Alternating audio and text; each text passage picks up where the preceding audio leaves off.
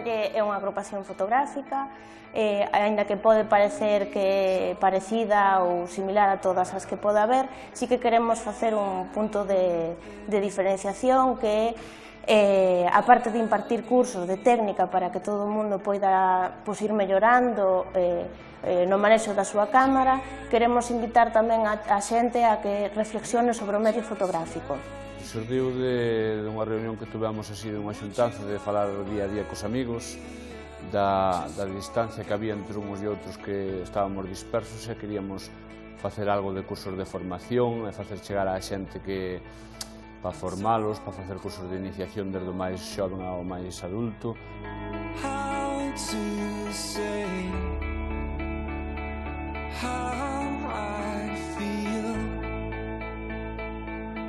Toda a nosa vida está rodeada de fotos, de imaxes, non?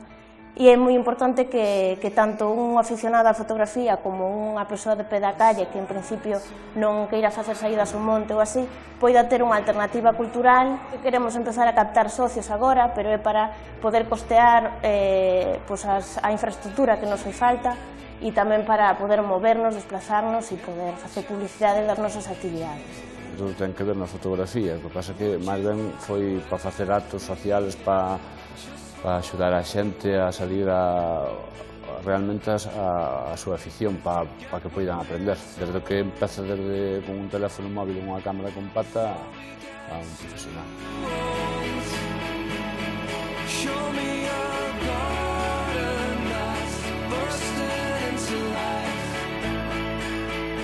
O que queremos é facer que Chiscalle sexa moi aberto, que non facer un círculo pechado. Queremos que un dos nosos obxectivos, que así quedan tamén reflexados nos nosos estatutos, é que queremos promover, divulgar e intercambiar coñecemento. Chiscalle nace un pouco para eso.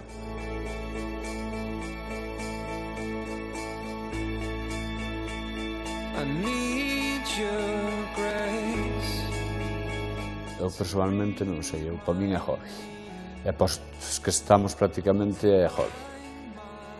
É complicado vivir disto? Non sei, non intentei, non sei se dá traballo ou non.